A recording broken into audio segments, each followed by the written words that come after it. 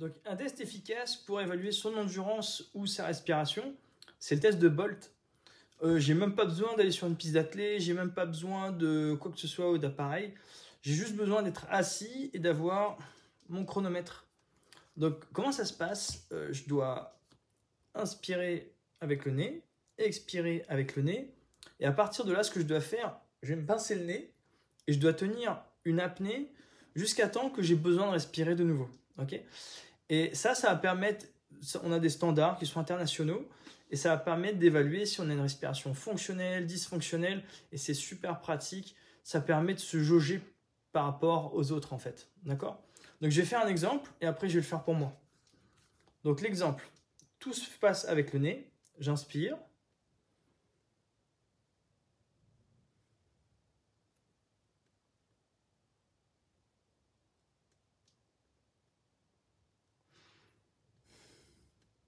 Et après, je dois être capable de parler de nouveau sans avoir un essoufflement. Je dois être capable d'aligner environ 2 phrases. Si vous voulez tester, vous pouvez même calculer 2-3 phrases que vous pratiquez juste après l'apnée pour voir si vous êtes vraiment dans le vrai. Donc là, je vais le faire pour moi. Donc, de respiration complètement normale. J'ai parlé un petit peu, donc évitez de le faire avant, parce que ça fait quelques secondes de griller. Mais dans les faits, ça fait un truc comme ça.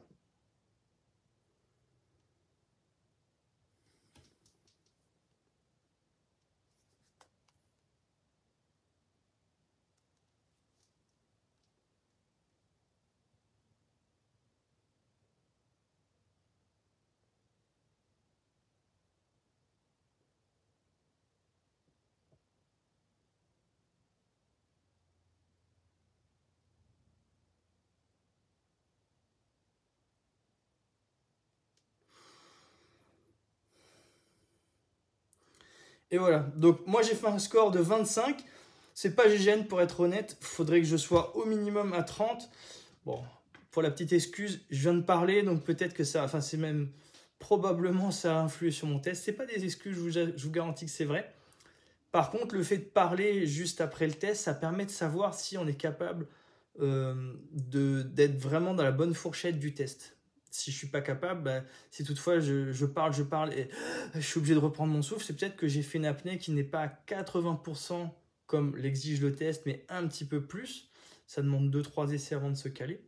Mais de là, si toutefois vous êtes vraiment dans des bonnes conditions, ça fait 5 minutes que vous êtes assis, vous n'avez pas parlé, et vous faites le test, donc une inspiration nasale, une expiration nasale, je bloque le nez, et ensuite je tiens mon apnée, et vous êtes en dessous des 20 secondes malgré ça.